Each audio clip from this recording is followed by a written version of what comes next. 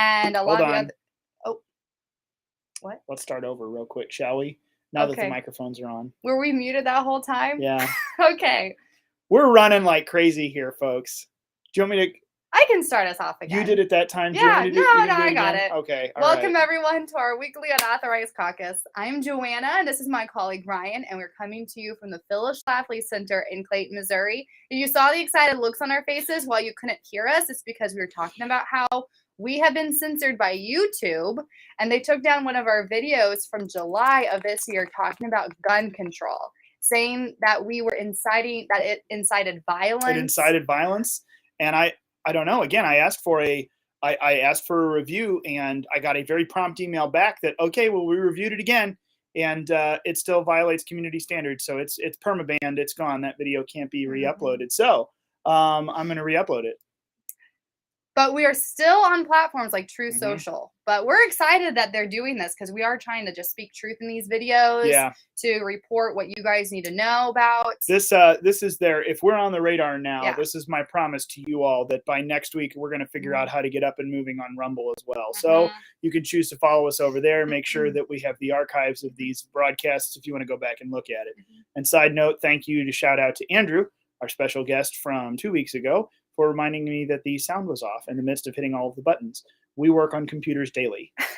So there's that. But in the meantime, while you're watching this video, go ahead and like this video and share it with your friends. If you haven't subscribed to our YouTube channel, please do that. Also subscribe to us or like us on Truth Social, Facebook, Twitter, all of the platforms that we're on. Because we have a lot of great information that we like to share with you guys weekly on these Unauthorized Caucus videos, and then also via emails that we send out and other social media posts. Because today we are going to be talking about the reality of plurality. That's true. And I know that sounds, well, it sounds wonderful. I love it. As a lover of puns, I had to love it. But no, the news today.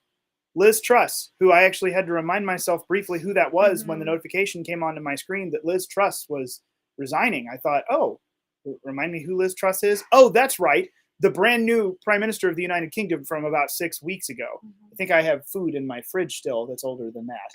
I mean, really, like it's not been that long. And yet already there's been a giant debacle and she's resigning. And this kind of led to an interesting conversation. Do you mind if I take over, or were you about to run into this? Sure, go ahead. Well, I mean, this just led to an interesting conversation just this morning where we started talking about looking ahead toward the midterm elections. You know, we got a lot of Republicans we're excited about. We got a lot of Republicans we're not excited about. Not that we're a partisan organization. We are, in fact, a 501c3, just for everyone watching. But obviously, there's a lot of candidates that conservatives, the Republican side, are much more excited about, and a lot that they aren't. We have this binary choice. We have the two-party system. And as much as sometimes we don't like the party that we're in, Democrats are becoming unhappy with the crazy leftism of their party, some of them, not many. Conservatives aren't happy with rhino establishment Republicans. We have a two-party system, and that is not inherently a bad thing. In fact, inherently, it's a good thing. And Phyllis Schlafly talked about that a lot, because the realities of the other side of the aisle is or the other side of this equation is what we're looking at here in Great Britain. We're ruling by coalition, and we don't mean a good kind of coalition of building coalitions amongst people to get things done. We're talking about no one has a majority. The government bodies don't have majorities to rule.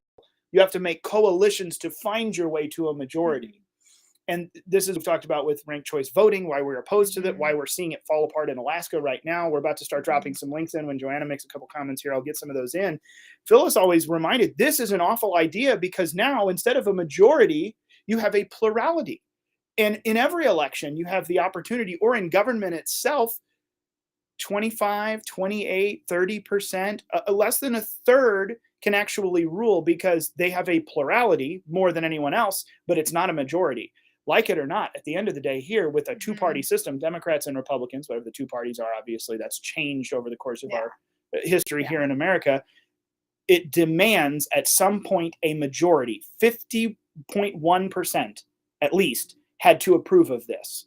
So whether we're talking about congressional votes or elections, a majority is a big deal. And even if it's in a broken system where we don't really like the two parties, you can change the party, but there is a standard that it must be met of a majority, and a plurality is incredibly dangerous. And that's what we see here. Liz Truss doesn't have a majority. Liz Truss operates in the world of British Parliament, where we have pluralities. There's multiple parties. There's this, there's that, there's coalitions. If you go down the list of other countries that do this, it can often be a mess because it's just the Wild West. And that is a good safety net, that even though we don't like the two-party system, we want something different than these two choices. Let's take a moment here as we're all looking at that. If, Pennsylvania, you're not thrilled about Dr. Oz, neither am I. I don't trust Dr. Oz as a Republican. However, there's more than just Dr. Oz versus John Fetterman to consider. There is the two-party system itself, and why that is a good thing, what we can do, what we can't do, what's better, what's worse.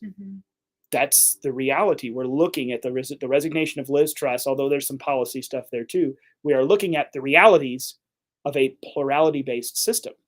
And just one of them. Alaska is another perfect example of that. It's wickedly dangerous. And what we have is immensely better, and something to be valued, even if we don't like the two choices sometimes. So that was a whole big conversation. And we thought we should say this out loud with everyone else, because it kind of, you hold your nose in an election, but let's look at what else is out there. Do we really want this? We talk about a third party or multi-parties. Well, let's look at how that works. Not well. The changeover in leadership is just nuts. And we have a press release actually from August of this year that we're going to reshare in the comments. And it was just, the title of it is Alaskan Elections Show Ranked Choice Voting is a Joke. And one thing our president said, and then again, this is August 2nd of 2022. It says that this special election is Alaska's test run for ranked choice voting, in which voters rank their candidates 1 to 10. Runoffs occur automatically until one candidate gets over 50%.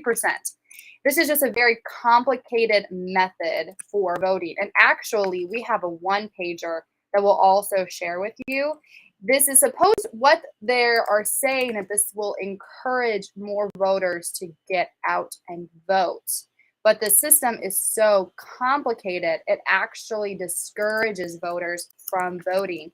And that's an issue that we already run into, is people actually going out and voting, because people say that they feel like their vote doesn't matter in general, but adding an extra level of complication makes it so that the statistics say that, I think back in 2011, this is on the one pager, ranked choice voting silences 27% of voters. And that is a significant amount. Oh yeah, I feel like. Yeah, that's huge. And this is, we were talking about this. How to beat this is well, first of all, not to let it get into your state. I mean, because again, what you're doing is you're essentially you're letting a computer decide the outcome of the election. Everyone marks who they allow. Oh, there's 10 candidates. Well, I like them in this order, 1 through 10. Well, then you're letting a computer decide. And I mean, if you actually start looking into it, and so we won't go into it here in this shorter broadcast. When you start digging into it, like some of the articles that we're putting up, some stuff that's linked in our one pager, you start to realize like this is way more convoluted than anyone really ever says when they're trying to get a people of the state to pass something like this. Oh, well, it's not that, well, if your first choice and everyone else's isn't the first, then we go on to another round. No, like you really literally are canceling your first vote out by participating in these other ones. Like it boils down to something so awful. And I'm trying to remember exactly what it was. I think basically the summary of this is, if you want to beat ranked choice voting, there's a few things you can do, but I've heard a lot of people say just don't participate. Mark your top choice and move on.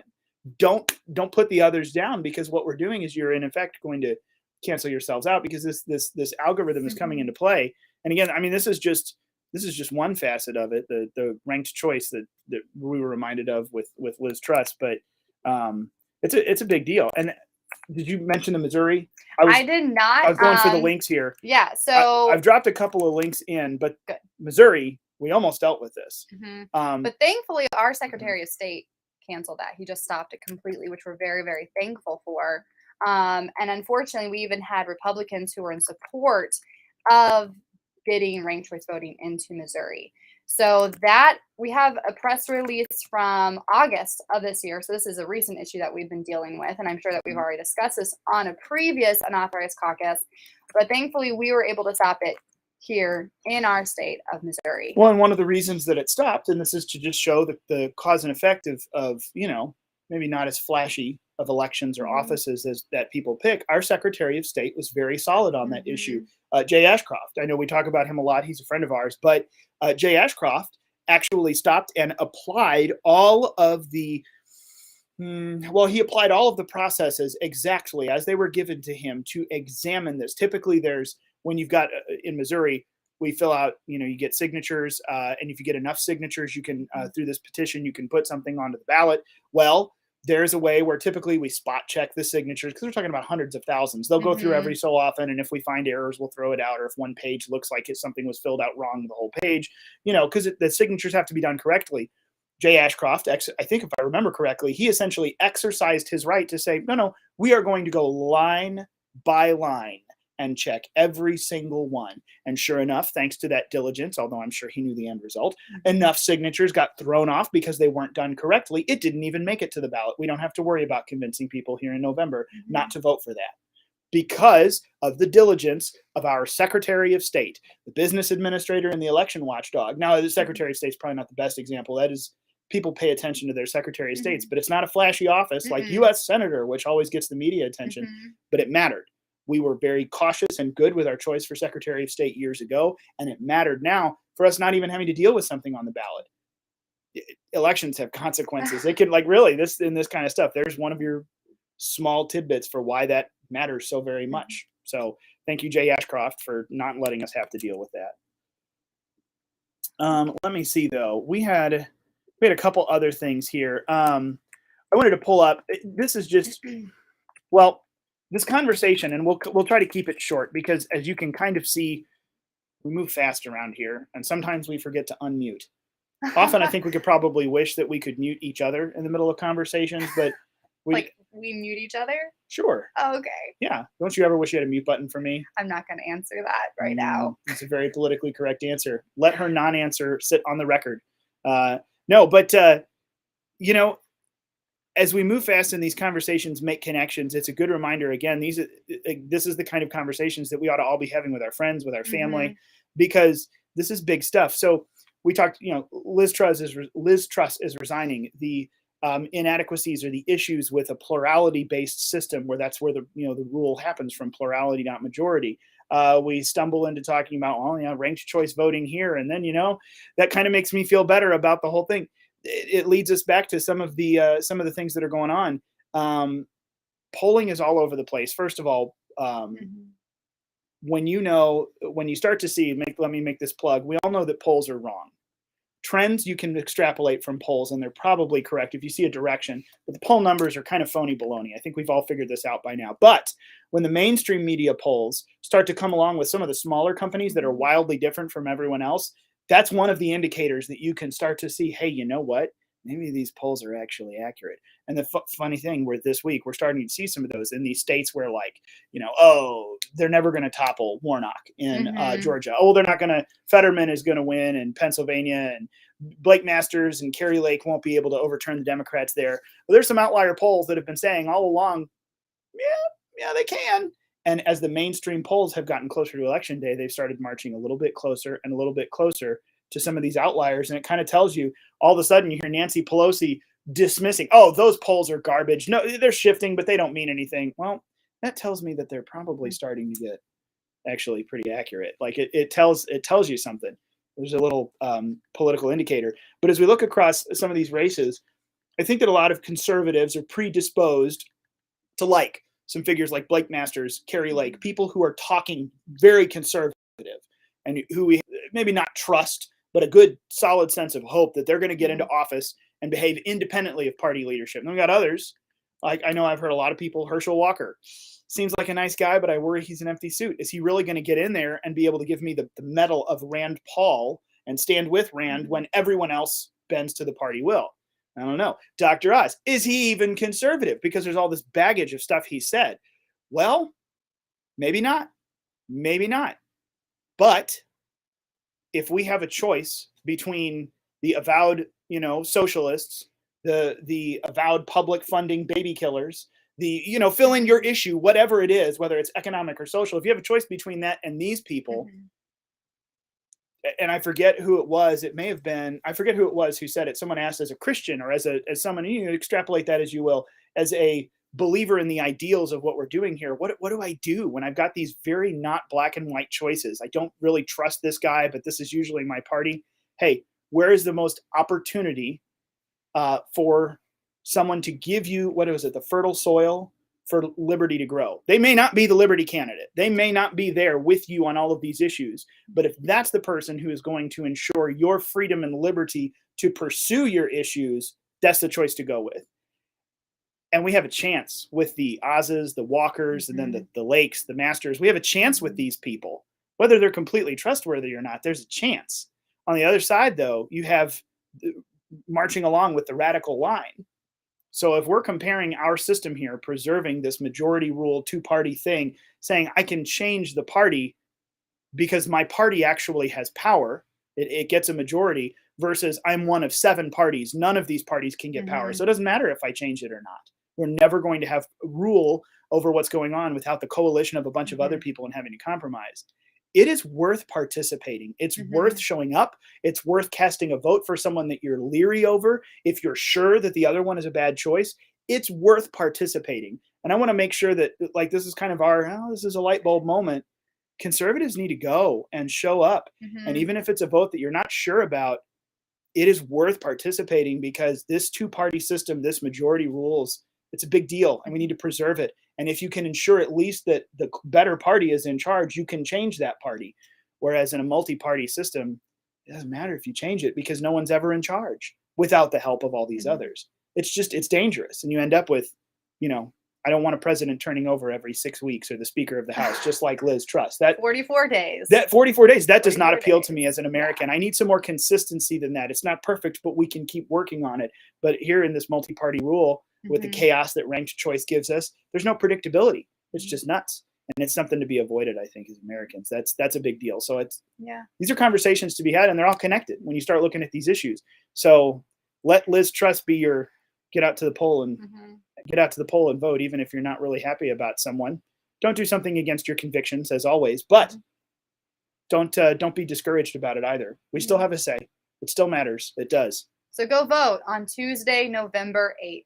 Yep. And check out all the links that we've been sharing with you. That should be helpful information for you. We are 501c3, so we're not telling you who to vote for, but that will be helpful information for November 8th as well. We'll be doing some unauthorized caucuses as well to get people ready and to know where they can get their information from too over the next couple of weeks before our elections on the 8th.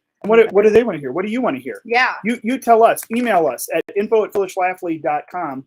Tell us, what should we cover the next 2 weeks? Because if we have a lead up time, like we're kind of going with the news here, but if there's lead up time and there's some stuff that some of y'all would like to hear us talk about, or if there's like people we can ask, tell us. Whether it's a topic, whether it's a race, we'll get into it. Again, we're not endorsing anyone here, but we'll talk about anything, because it really is the conversations that need to happen. Yep. So if you got something, let us know. We can use one of our next couple of weeks here to cover it. And if you're here, we'll make sure on those, if people are requesting, we will send out early reminders so that everyone knows what time it is. Get on and participate with us in the chat or in the comments so that we can go back and forth here, because there's some big stuff to talk about before we all go to the polls, because everyone's going. It's the general election. And it is exciting. This will be a very exciting election. I have a feeling. This is going to be a big one. They're all big ones, but every time everyone says this is the most important election of our lifetime. Well, I think successively each one is more and more and even more important than the last, because it's getting more and more and more dangerous. So it truly is. It truly is. Well, thank you everyone so much for joining our weekly Unauthorized Caucus. Again, if you haven't, go ahead and like and share this video on whatever platform you're watching us on. And be sure to tune in next week at the same, well, maybe not exact same time, but the same place. And we will see you all